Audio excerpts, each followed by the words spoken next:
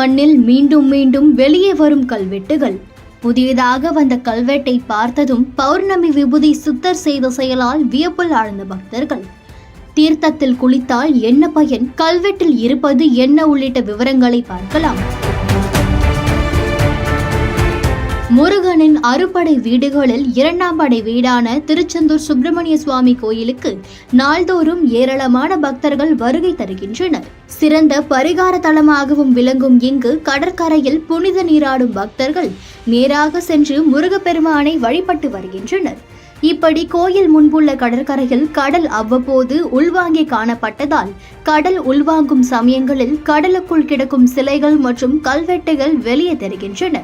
கடந்த 6 மாத காலத்திற்குள்ளாக 50க்கும் மேற்பட்ட கல் சிலைகள் மற்றும் 5 கல்வெட்டுகள் ஆகியவை கண்டெடுக்கப்பட்டுள்ளன. இதில் கல்வெட்டுகள் அனைத்தும் திருச்செந்தூர் கோவிலை சுற்றியுள்ள தீர்த்தங்கள் குறித்தும் அதன் சிறப்பம்சங்கள் குறித்தும் விவரிக்கப்பட்டுள்ளது. திருச்செந்தூர் கோயில் மற்றும் கோவிலை சுற்றி மொத்தம் 24 தீர்த்த கிணறுகள் இருந்துள்ளன. ஆனால் தற்போது நாழி கிணறு தீர்த்தத்தை தவிர மற்ற தீர்த்த கிணறுகள் அனைத்தும் பராமரிப்பின்றி காணப்படுகிறது.